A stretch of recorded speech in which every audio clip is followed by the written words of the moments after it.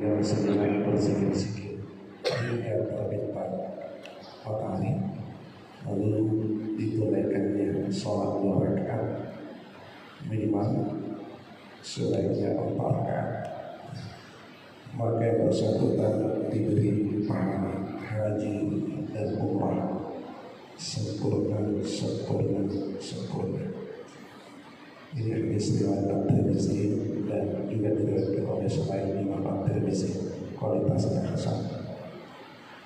Itu sehingga hadirin hadirat pada hamba Allah nanti tidak haji di dunia tapi haji di akhirat. Ada juga hamba Allah haji di dunia tapi tidak haji di akhirat. Ada juga hamba Allah haji di dunia, haji di akhirat. Semoga kita semua. Dan yang paling celaka, tidak haji di dunia, tidak haji juga di akhirat. Alhamdulillah. Hadirin hadirat, subuh hari ini kita akan melanjutkan kajian kita terkait dengan adabul buyu' wa ahkamuha, etika di dalam bermuamalah, di dalam berjual beli dan hukum-hukumnya. Ya, ini kita mesti paham selaku aktivis pasar yang setiap hari kita berniaga. Semoga hasil niaga kita itu karunia Allah yang berkah, karunia Allah yang berkah, yang terhindar dari petaka dunia, petaka akhirat, petaka untuk diri sendiri, petaka untuk keluarga, dan petaka untuk umat. Tentu panduan untuk menghindari ini dan untuk menyebut berkah adalah panduan sunnah yang diajarkan oleh Rasulullah. Hadirin hadirat, sebelum kita lanjut, kita murajaah sedikit bacaan kita yang terlalu supaya senantiasa segar ingatan kita.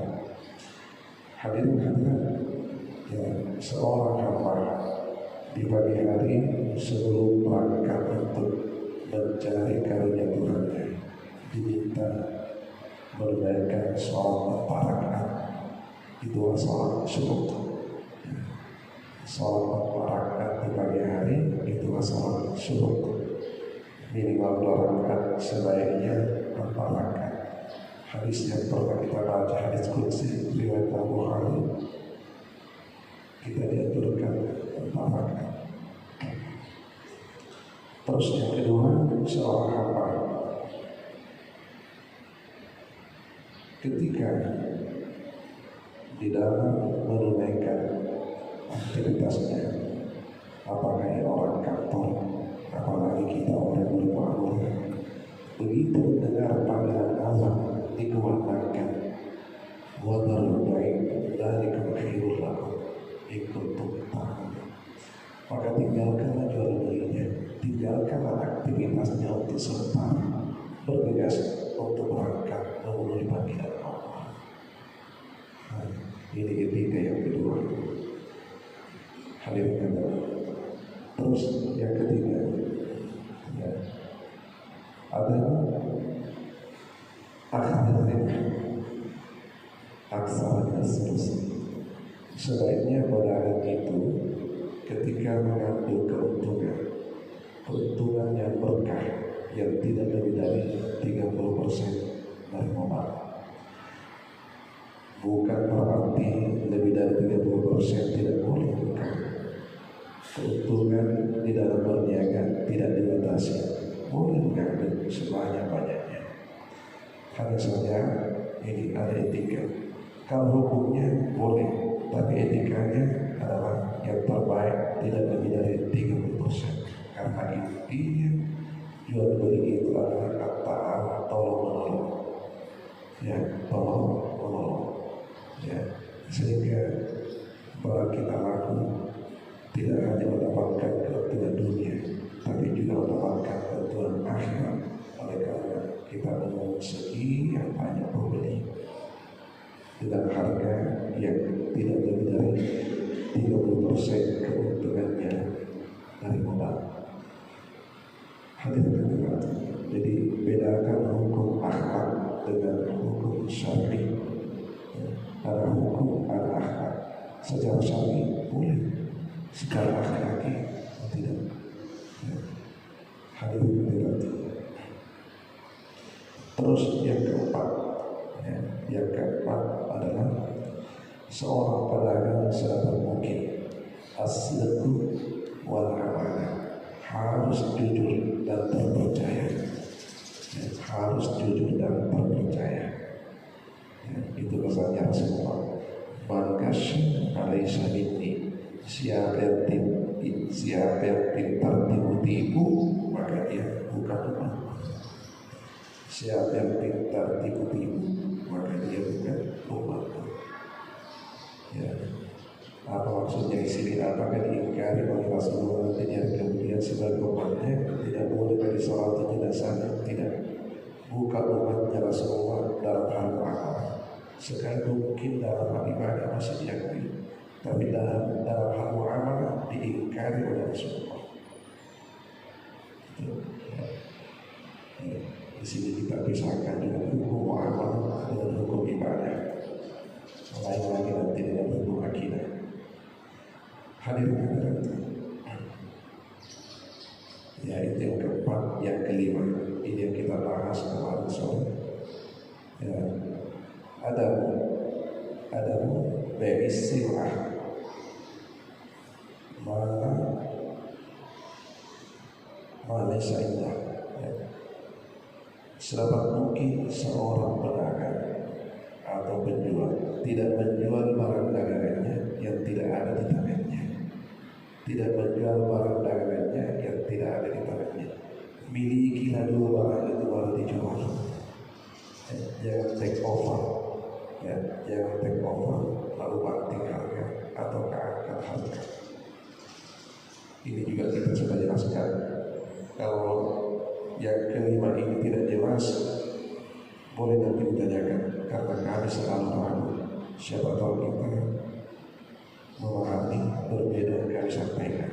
Jadi aspek yang kelima ini saya minta nanti ditanyakan bagi kita yang merasa tidak jelas, apalagi yang tidak hadir kemarin pada asal. Apa maksudnya Rasulullah? La tabi' wa ala syai'in. Jangan menjual barang yang tidak ada di tangan. Ini kita sudah jelaskan. Kami tidak ulangi penjelasannya karena kita mau pindah ke perkara yang baru, kecuali nanti kalau ada di antara kita yang tanyakan kembali. Hadirin hadirat, yang keenam adalah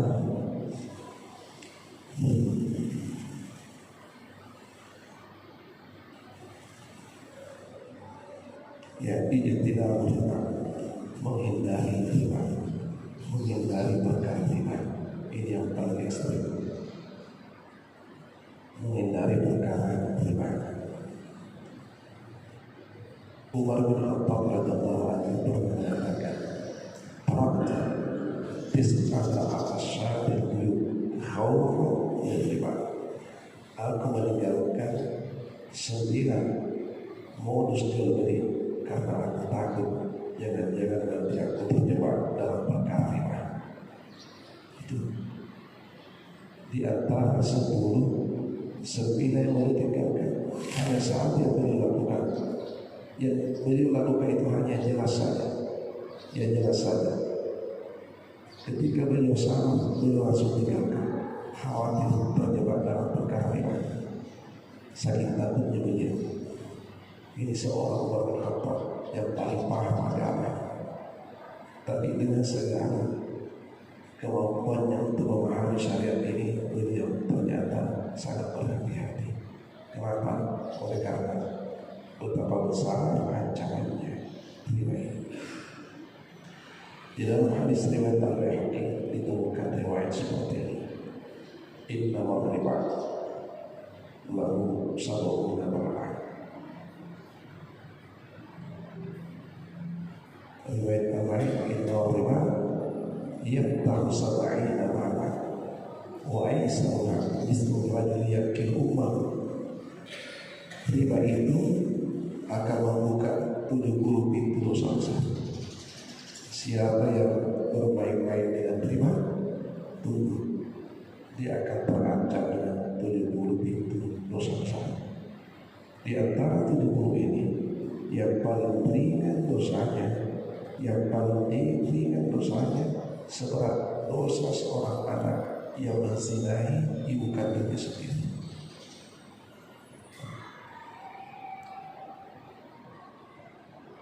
Yang paling ringan seberat dosanya seorang anak yang menzinahi ibu kandungnya sendiri. Bisa dibayangkan bagaimana 69 yang lain. Inilah sehingga Umar bin Khattab radhiyallahu anhu sangat berhati-hati dan bahkan beliau berpesan. Ada juga riwayat menyebutkan bahwa ini pesannya Ali bin Abi Thalib radhiyallahu anhu. Wahai kaum muslimin, sebelum engkau masuk di pasar, maka pelajarilah baik-baik apa itu riba, karena engkau akan terjebak bila engkau tidak mengetahuinya. Yang riba dengan yang bukan riba tipis sekali pemisahannya. Antara yang riba dengan yang bukan riba tipis sekali pemisahannya. Maka pahamilah baik-baik sebelum engkau masuk di pasar. Hadirin, maka sebentar ini kita akan coba melihat perkara ini.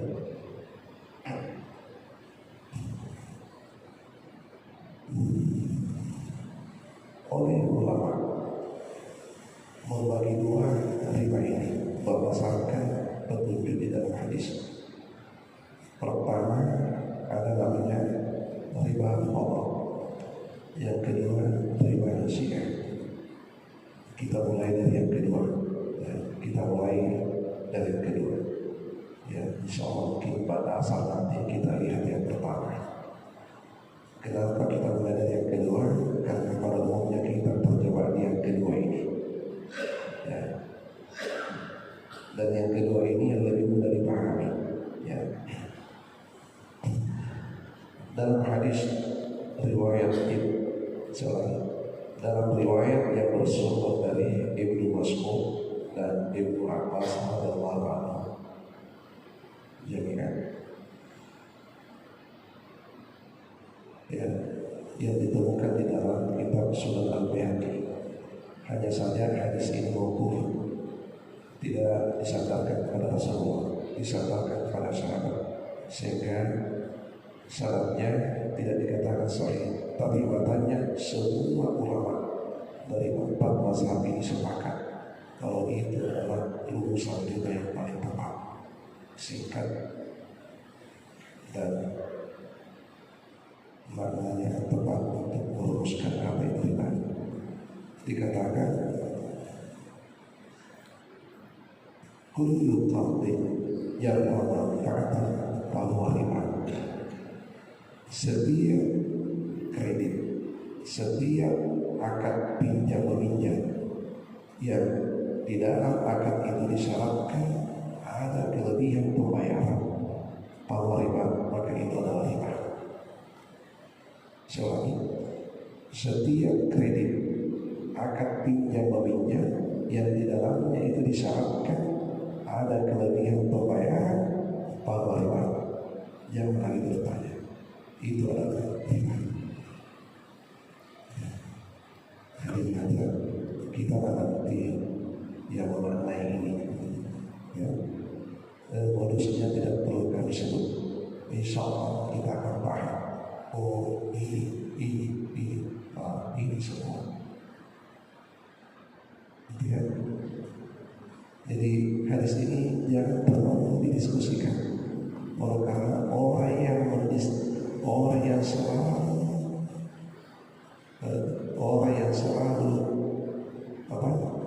mengulas sesuatu yang jelas, pada akhirnya nanti menjadi tidak jelas.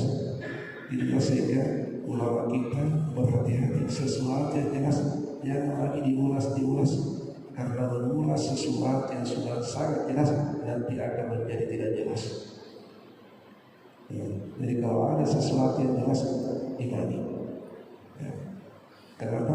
Kalau itu selalu disentuh dengan akal, pada akhirnya nanti menjadi tidak jelas karena kita memberi ruang kepada syaitan untuk menggelincirkan kita dari pemahaman yang sudah jelas.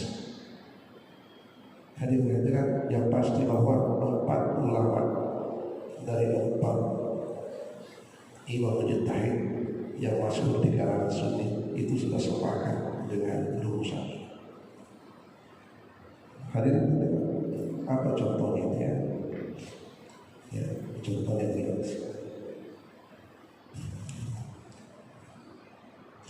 Saya dengan Pak Haji, ya. Dengan Pak Haji siapa? Pak Haji Mukhtar. Pak Haji Mukhtar. Saya akad dengan Pak Haji Mukhtar. Ya. Pak Haji Mukhtar datang ke saya, Ustaz, bisakah pinjam uangnya? Saya bilang, boleh Pak Haji. Berapa mau dipinjam? 1 juta. Baik. Lalu saya menetapkan syarat, boleh Pak Haji pinjam uang saya 1 juta dengan syarat ketika dibayar nanti 1 juta 10.000. Nah, Pak Haji ini langsung mengatakan, Pak, bagus itu. Berapa?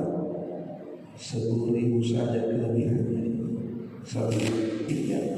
Kalau ini diputar bisa namanya.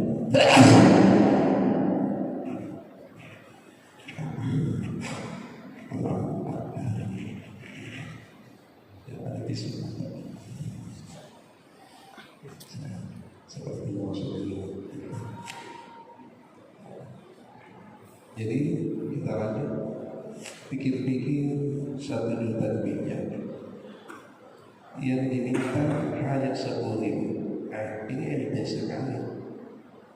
Kalau diputar 1 juta ini 1 pekan saja bisa dapat 1.200.000 atau mungkin 1.500.000. Hitungannya. Langsung Pak Haji mengatakan boleh. Ya, itulah akad saya. 1 juta dipinjam, dibayar nanti 1.10.000. Baik, diserahkan uangnya. Berikutnya datang Pak Kiai dan Ustaz, bisa juga pinjam uang? Oh, berapa? 1 juta. Nah, karena saya tahu beliau ini tahu hukum, maka saya mengatakan begini saja, Pak Kiai pinjam 1 juta, dibayar nanti 1 juta. Itu akan saya pinjamkan beliau 1 juta, beliau bayar nanti juga 1 juta. Baik.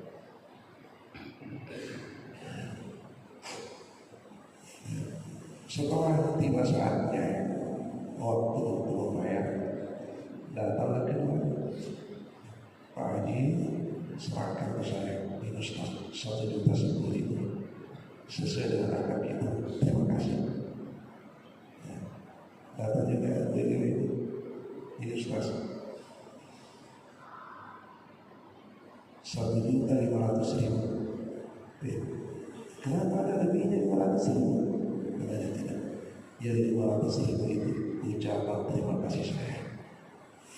Rupa-rupanya uang yang 1 juta yang saya jadikan modal ini, saya dapat untung 2 juta. Saya dapat untung 1 juta.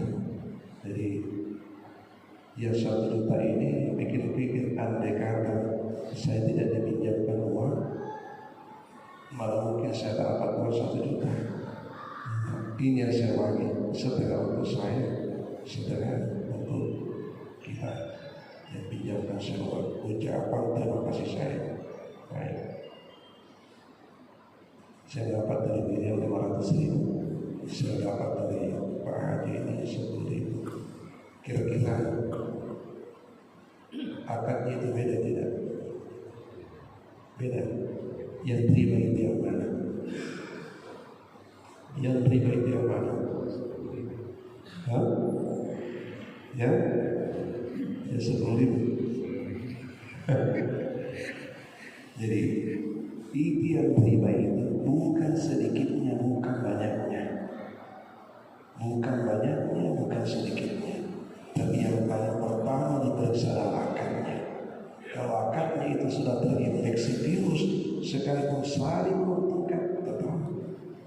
akad itu yang dilarang oleh Yang Maha Kuasa. Ini tadi kalau kita perhatikan seperti itu, beliau beruntung, saya juga untung. Saya tidak kerja dapat 10.000, beliau kerja mungkin dapat sampai 1 juta. Siapa yang boleh di antara kita? Tidak ada, semuanya untung. Ya, secara matematika semuanya untung. Lalu beliau memberi yang lebih banyak lagi. Kenapa ini? Kenapa ini selamat dari riba? Dan kenapa beliau ini terjebak di riba? Kenapa? Karena akarnya.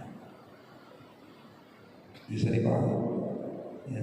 Karena sering orang bertanya begini, oh, tidak riba ini karena sama-sama ikhlas, sama-sama menguntungkan, tidak ada pihak terrugikan.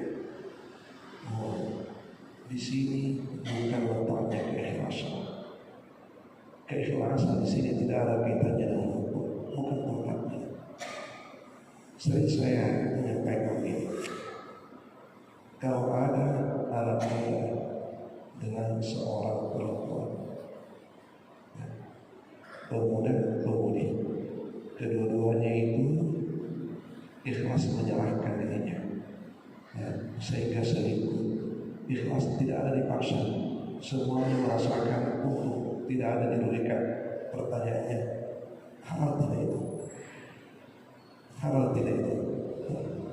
Semuanya ikhlas, laki-lakinya ikhlas, perempuannya juga ikhlas, tapi selingkuh. Halal tidak itu? Halal tidak? Nah, ini bukan persoalan keikhlasan. Keikhlasan itu bukan tempatnya pada kemaksiatan. Ya, hadirin yang berbahagia. Jadi ini tadi akad saya dengan Pak Kiai. Secara fikih itu tidak masalah. Sudah terbebas dari unsur-unsur ribawi. Namun demikian menurut Sufi masih terinfeksi oleh virus ribawi. Apa sebab? Ya, menurut pandangannya ulama Sufi sebagian, katanya uang 500 itu masih ada kaitannya dengan riba. Kenapa? Betul ia serahkan sebagai ucapan terima kasih, tapi karena engkau pinjamkan uang, andai kata engkau tidak pinjamkan uang, tidak mungkin ia antarkan engkau 500.000. Jadi kalau engkau ingin berhati-hati, ala sabil al-ihtiyar, jangan dulu terima, kembalikan dulu. Kalau memang ikhlas mau memberi, nanti lama-lama kali yang lain, jangan ketika itu. Setelah tidak ada sama sekali kaitannya nanti dengan pinjam-pinjam itu. Masya Allah. Dikiranya tadi amal menurut fikih, tapi menurut Sufi masih ada kekhawatirannya. Subhanallah. Ini katanya engkau dikasih uang 500.000, ucapan terima kasih karena masih ada kaitannya dengan pinjam-pinjam. Andai kata engkau tidak pinjamkan uang, tidak mungkin diantarkan uang 500.000. Jadi katanya kalau engkau ingin aman betul dari unsur-unsur riba, kembalikan uangnya, sampaikan kepadanya. Kalau memang ikhlas untuk memberi, jangan sekarang. Ya, tunggu waktu dulu. Setelah engkau nanti lupa, kalau pernah saya pinjamkan uang, kalau antar uangnya ke sini. Kalau memang ikhlas, tulus hatinya untuk memberi. Masya Allah. Hadirin, jadi hukum itu juga dipengaruhi dari pendekatannya seorang ulama, dari sudut fikihnya dan dari sudut tasawufnya. Ada ulama yang tasawufnya mengatakan tidak boleh, ada yang fikihnya mengatakan boleh. Kalau mau hati-hati ketika bertemu antara yang tidak boleh dan yang boleh, lebih baik pilih yang tidak boleh. Itu yang lebih hati-hati. Hadirin,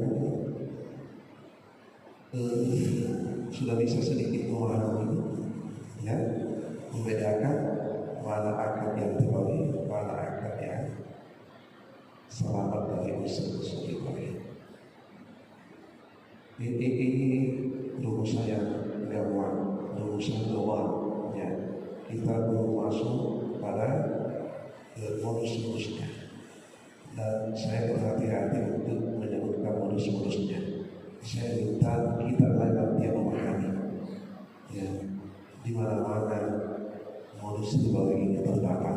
Setelah kita tahu, sudah mendengar, oh ini sistem yang paling jelas untuk mendeteksi modus-modus ribawi yang terjadi pada muamalah. Ya. Sebelum kita pindah, ya mungkin ada yang bertanya.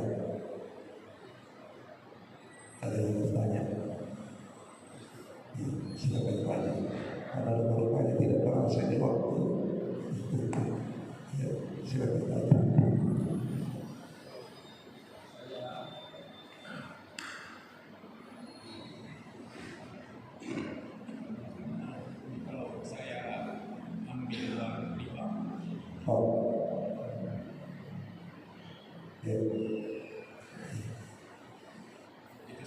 Itu saja. Masih ada yang lain? Masih ada yang lain?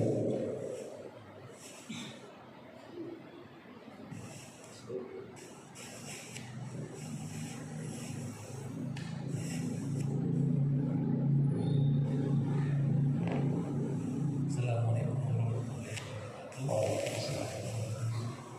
Saya mau bertanya mulai awal. Kita tahu di Papua ini, khususnya di Serui, di pasar ini, Ya. itu kan majemuk itu kan. Kita yang termasuk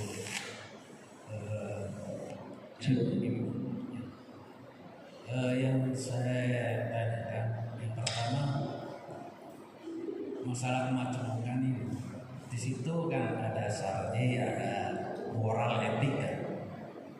Pastinya kita harus membedakan dua itu. Padahal kehidupan di Serui ini kan sangat macam, ada orang non-muslim dan orang muslim. Kita kira-kira dua masalah ini apakah disatukan bisa menjadi ibadah untuk kita? Itu yang pertama. Terus yang kedua, apa yang kita lakukan sebagai sedekah, amal ibadah di kehidupan yang majmuk ini, apa itu menjadi amal jariah atau hanya sikap sosial saja di kehidupan dunia ini? Karena kita melakukan di dua dimensi, termasuk sama saudara kita sendiri yang muslim sama orang-orang yang non muslim. Itu yang kedua. Terus yang ketiga, masalah yang terbiasa dalam kehidupan pasar itu, yang menjual tanpa barang, itu sudah hukum, itu sudah berlaku dan saling memahami. Yang penting saling percaya dan menguntungkan. Jadi sudah terbiasa kegiatan yang ada di pasar itu, kalau tidak ada barang, kita mengambil barang saudara-saudara kita yang lain untuk ditawarkan, untuk dijual. Dan itu apakah keuntungan-keuntungan yang seperti itu termasuk kategori riba atau tidak boleh? Karena kita hukum yang ada di pasar ini sudah seperti itu, saling merelakan, mengikhlaskan apa yang dilakukan. Yang penting saling percaya. Terima kasih. Ya, pertanyaan ketiga jelas. Pertama dan kedua tadi saya tidak paham yang dimaksudkan tadi. Saya mulai kembali. Pertanyaan pertama intinya apa? Pertanyaan kedua intinya apa? Ya. Untuk pertanyaan pertama, kan ada sistem syar'i sama etika moral. Apakah dua-dua ini termasuk ibadah kalau kita terapkan? Oh iya. Ya, karena kita kan ada dua golongan di sini. Sesama muslim mungkin etika moral ini ya bisa nilai ibadah. Bagaimana dengan yang non-muslim? Pasti kita kompak, kita akan mencari keuntungan yang sebesar-besarnya ya, untuk melakukan ya, dari mana kita bisa bersedekah dengan cara itu. Yang pasti kita masih dalam lingkup syar'i. Ya. Yang kedua tadi masalah kehidupan sosial ini, kita ini beramal. Kalau sudah jelas sesama saudara kita muslim, itu sudah jelas. Bagaimana dengan saudara-saudara kita yang non muslim? Apakah itu bisa dikategorikan amal jariah yang sampai di kehidupan kita di akhirat nanti, atau hanya kehidupan sosial saja di dunia ini? Masih ya, masih ada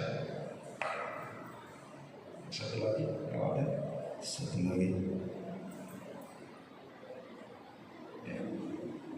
Tapi Pak Ustadz silakan ya, menyempurnakan 3. Ada Pak Haji? Baik, kalau saya mungkin ingin menanyakan apakah ada solusi-solusi dari syariat, solusi-solusi syariat terkait dengan permodalan dalam usaha. Permodalan. Baik, terima kasih.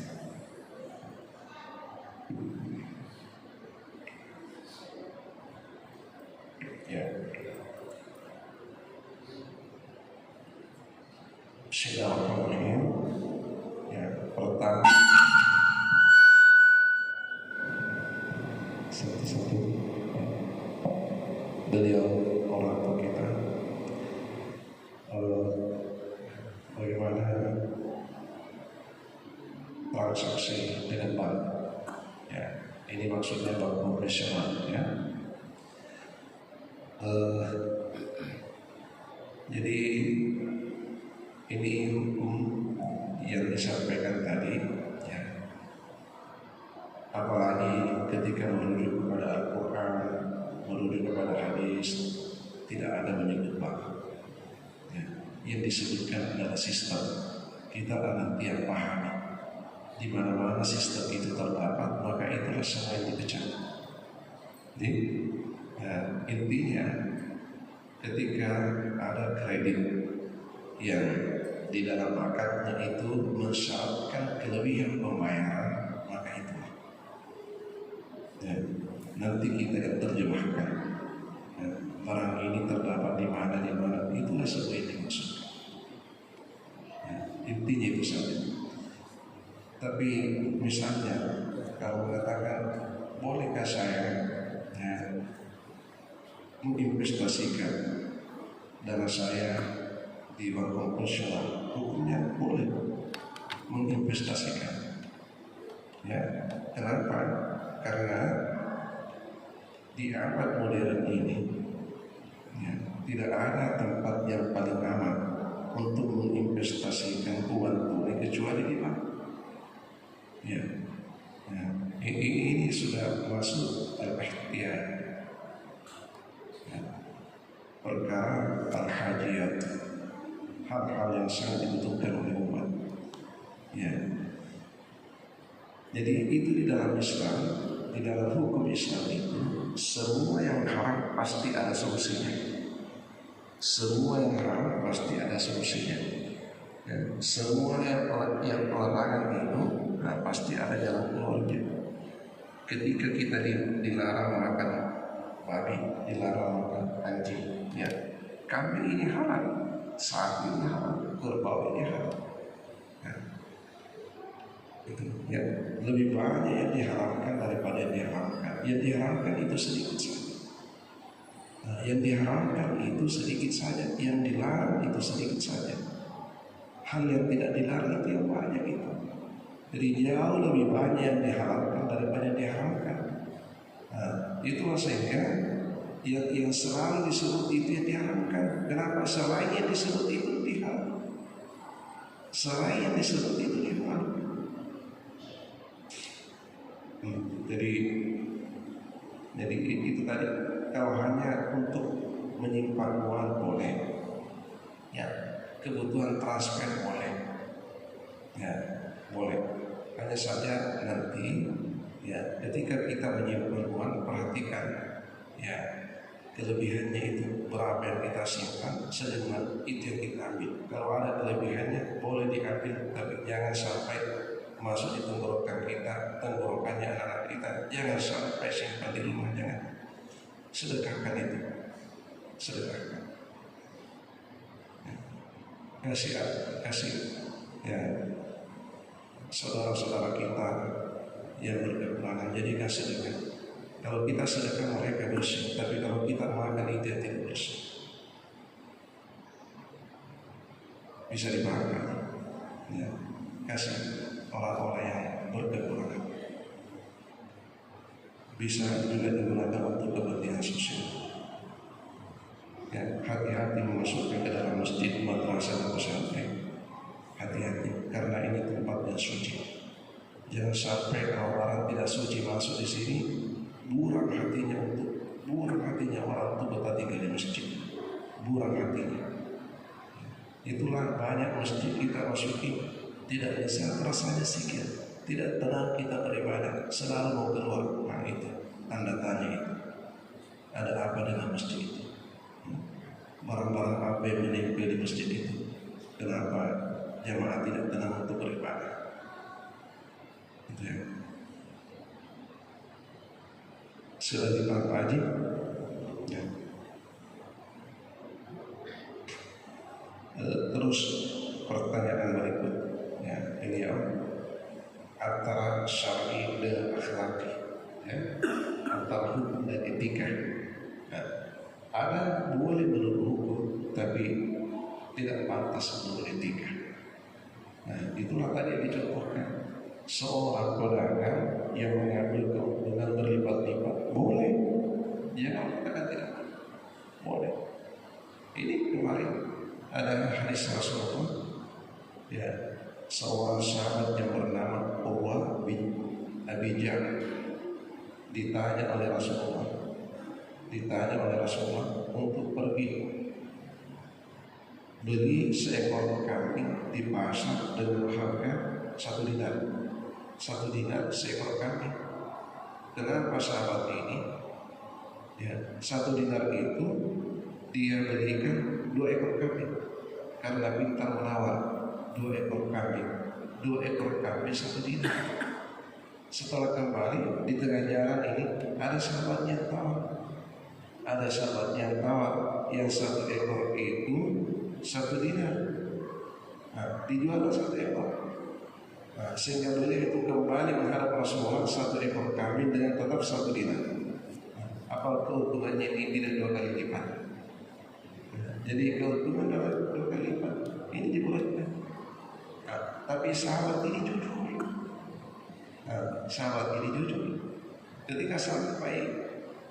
Ketika beliau sampai menghadap Rasulullah, yang 1 dinar ini tetap diserahkan. Ya, seekor kambing pun ini tetap diserahkan.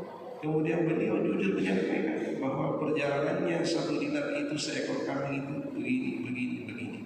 Sampai Rasulullah sahabat dan salut dengan kejujuran sahabatnya. Beliau berkata, Allahumma barik lahu fi sadaqati yamini. Semoga Allah berkahi usaha dari tangan kanannya. Artinya karena dia jujur, dia mencari karunia Allah itu dengan tangan kanannya. Orang yang tidak jujur itu mendapatkan karunia Allah dengan tangan kirinya. Andai kata yang 1 dinar itu langsung masuk di kantongnya, diserahkan kambingnya, kan tidak masalah. Nah, tidak masalah itu. Tapi menurut etika itu tidak pantas. Ya, menurut etika tidak pantas. Menurut hukum boleh saja, tapi menurut etika itu hal yang tidak pantas. Ya, jadi sesuatu boleh saja haram, akan tetapi tidak berkah. Berkahnya terjaga. Ya, sekalipun hukum alamnya itu tetap, ya, halal, akan tetapi tidak berkah. Halal tapi minus berkah. Nah, makanya aspek akhlak ini turut menjadi sesuatu yang sangat penting untuk diperhatikan di dalam bermuamalah. Hadirin dan juga di dalam beribadah, bukan hanya dalam beribadah. Rubbama kana al-adab muqaddaman al-hukmi. Terkadang adab itu, etika itu lebih didahulukan daripada hukum. Contohnya, pernah terjadi akhir-akhir jelang wafatnya Rasulullah. Beliau tidak puasa datang di masjid. Beliau tidak puasa datang di masjid. Dikiranya Rasulullah itu sudah tidak datang. Nah, padahal beliau itu sudah berjuang untuk datang 3 kali jatuh bisa. Waktu sholat ini sudah sangat lewat. Tak bisa. Bagaimana? Bisa ditambah sedikit. Selanjutnya, sampai Rasulullah itu, ya, karena dikira sudah tidak datang, ya, dan juga beliau mengira dirinya tidak puasa datang ke masjid, lalu mengirim pesan, suruh Abu Bakar untuk memimpin sholat. Ya, Abu Bakar sedikit terasa berat untuk maju ke depan. Kenapa? Karena Rasulullah masih ada. Ya, tapi apa boleh buat? Karena ini adalah titipannya Rasulullah, maka beliau memimpin sholat. Ketika beliau memimpin sholat, sementara berdiri di dalam sholatnya, Rasulullah itu diam-diam datang, langsung menempel di sebelah kirinya Abu Bakar As-Siddiq radhiyallahu anhu. Ya, ada di antara jamaah itu yang terbetul isyarat bahwa Rasulullah datang. Abu Bakar As-Siddiq radhiyallahu anhu menoleh ke sebelah kirinya, betul Nabi datang. Sehingga beliau mundur itu. Ketika mundur ditolak oleh Rasulullah. Mundur lagi ditolak lagi sampai 3 kali. Seusai sholat, Rasulullah bertanya kepada, ya Abu Bakar, lima tasbih hina ada waktu. Wahai Abu Bakar, kenapa sampai engkau itu bertahan pada saat saya untuk mendorong ke depan? Apa kata Abu Bakar As-Siddiq? Ya Rasulullah, la yanbaghi li ibni Abi Quhafah an yataqaddama baina yaday Rasulillah. Kata, wahai Rasul, tidak pantas bagi putra Abu Quhafah, bapaknya namanya Abu Quhafah, tidak pantas bagi putra Abu Quhafah yang mendahului Rasulullah SAW. Nah, ini rupanya persoalan etika. Menurut hukum itu yang namanya imam harus di depan, tidak boleh di belakang. Tapi Abu Bakar As-Siddiq, ya oke lah menurut hukum, tapi ini menurut etika. Tidak pantas kita di depannya Rasulullah. Sekalipun saya imam, saya mundur itu, tidak mau mendahului Rasulullah. Nah, ini etika lebih diutamakan daripada hukum. Al-akhlaq muqaddamun ala al-hukm. Itu ya. Jadi itu tadi. Kalau kita belajar syariat, belajar juga akhlak, kita padukan ini, maka terasa indah. Ada yang boleh menurut hukum, tapi tidak pantas menurut etika. Mana yang kita ikuti, ya etika lebih bagus.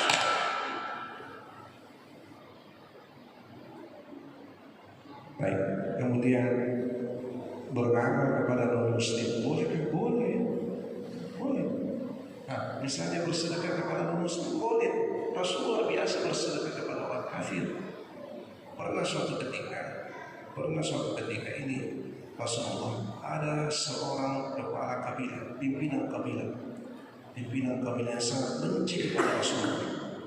Pimpinan kabilah itu sangat benci kepada Rasul. Rasul tahu kalau beliau dibenci oleh pimpinan kabilah ini. Ketika ketemu, Rasulullah bersedekah kepada kabilah 2 lembah kambing, 2 lembah. Tak maksudnya 2 lembah. Jadi tidak tahu berapa ratus ekor itu. Ada kambingnya Rasulullah, entah itu pemberian dari siapa. 2 lembah ekor kambing itu mungkin ya sekitar 100-an kambing. Beliau sedekahkan kepada penduduk kabilah. Padahal ini orang kafir. Ya, tidak tahu sedekahnya. Ya. kambing 2 lembar, ya, ratusan ekor langsung diserahkan pada pimpinan kabilah. Setelah pimpinan kabilah ini yang tadinya benci sekali kepada Rasulullah menerima pemberiannya, Rasulullah langsung mengatakan, sebelum Muhammad itu bersedekah kepada kedua dengan 2 lembar ekor kambing ini, maka dialah manusia yang paling aku benci di dunia ini. Tapi setelah aku menerima sedekahnya, maka seketika berubah, beliau adalah manusia yang paling aku cintai di dunia ini. Masya Allah. Ini tahadu wa tahadu, saling memberi, niscaya kita saling mencintai. Jadi ini tidak peduli kepada siapa, orang kafir boleh disedekah, dengan sedekahnya kita semua hatinya itu senang, tidak lagi membenci kita. Itu yang dilakukan oleh Rasulullah. Apakah ini hampa dari pahala? Tidak mungkin Rasul melakukannya kalau itu sia-sia. Bisa dipahami?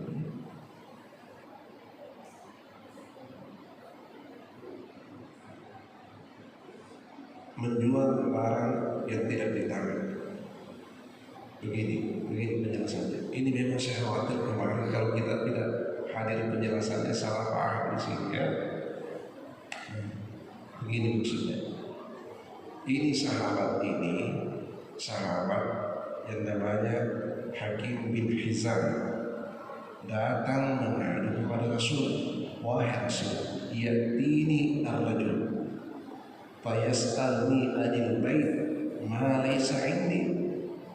Seseorang datang kepadaku, ini penjual di pasar, menanyakan barang untuk dibeli, tapi barang itu tidak ada miliknya. Abta'uhu minasub summa ubihu. Bolehkah aku mengambilnya, ya, membelinya, lalu aku menjual kepadanya. Begini maksudnya. Kemarin kita contohkan korek api, ya. Penjual ini biasa menjual korek api. Tiba-tiba ada orang yang cari korek persis ketika korek apinya sudah habis. Langsung pergi di tetangga sebelah, sesamanya penjual, langsung ambil korek api. Ada korek apinya, ada, langsung dijual, ya, langsung dijual. Harganya dia yang atur. Karena ini sesamanya pedagang sudah tahu harga, seperti yang sudah tahu harga dan sudah terbiasa begitu. Langsung ambil, langsung harganya di sini dia tahu harganya ini 1.000 rupiah, modalnya 500, untungnya 500, langsung ini Pak 1.200 rupiah. Setelah itu langsung dimasukkan ke 200, kemudian dikasih 1.000, selesai. Ini ketika mendengar sahabat itu menjelaskan apa yang dilakukan, maka Nabi langsung mengatakan, la tabi' ma laysa indak. Tidak boleh menjual barang yang tidak ada di tangan. Maksudnya apa? Selesaikan dulu urusan dengan pembeli ini. Selesaikan akadmu. Kalau akadmu itu jual beli, oke. Berapa harganya? 1.000. Ya, bolehkah sebentar saya bayar? Boleh. Nah, berarti akadmu dengannya itu kredit. Jual beli tapi kredit, ya. Jadi ambil, nah boleh kau menjual berapa saja. Tapi kalau tidak laku, engkau sudah harus mengambilnya, ya, jangan dikembalikan. Nah, ini tadi ceritanya langsung diambil, langsung dijual, harganya diangkat, padahal dia tidak berhak untuk mengangkat harga. Kenapa? Karena dia bukan pemilik barang. Kalau dia menjual, berapa harganya di sini? 1.000. Dia jual dengan 1.000. Setelah itu dikembalikan 1.000. Oke, tidak ada masalah itu. Bukan itu dimaksud. Tapi ambil harga dari sini, ambil barang dari sini, langsung dijual, diangkat harganya 1.200, masuk di kantongnya 200, dikembalikan 1.000. Itu yang tidak. Boleh diangkat 1.200, tapi setelah itu harus kembali jujur. Saya menjualnya tadi 1.200 ini. Bolehkah 200 ini untuk saya? Boleh, tidak masalah. Tidak masalah. Seperti tadi yang dilakukan oleh sahabat ini. Ya. Bisa dipahami? Nah, ini bisa. Ini persoalan etika. Ini persoalan etika. Pertanyaannya, bolehkah tidak? Sebagian ulama mengatakan boleh, tapi menurut etika itu hal yang tidak pantas. Nah, jadi ada sesuatu yang halal, tapi betul halal, tapi berkali itu tercabut karena menyalahi etika. Bisa? Ya. Hadirin yang terakhir dari beliau, begini Ustaz, itu modal itu adakah solusi dari syariat untuk meminjam modal? Ada? Itu di dalam Islam itu ada namanya Baitul Mal. Baitul Mal, inilah kasnya kaum muslimin. Dan ini sekarang kita mungkin tidak ada. Yang ada hanya Basnas, Badan Amil Zakat Nasional. Ya, Badan Amil Zakat Nasional. Ya, di dalam zakat itu kalau zakat mal mungkin jangan dibagi habis. Beda zakat mal dengan zakat fitrah. Kalau zakat fitrah itu tidak boleh tinggal, mesti dibagi habis sebelum sholat id ditunaikan. Sebelum khatib naik di atas mimbar, semua zakat fitrah itu sudah terdistribusi. Jangan lagi ada tinggal di masjid. Karena tinggal di masjid itu dianggap tidak sampai. Nah, itu kalau zakat fitrah. Tapi kalau zakat mal sedapat mungkin jangan habis, harus ada kas cadangan. Besok-besok umat ini ada terdesak, ya ini bisa dipersiapkan. Ini zakat mal. Nah, zakat mal yang mengendap itu, bisa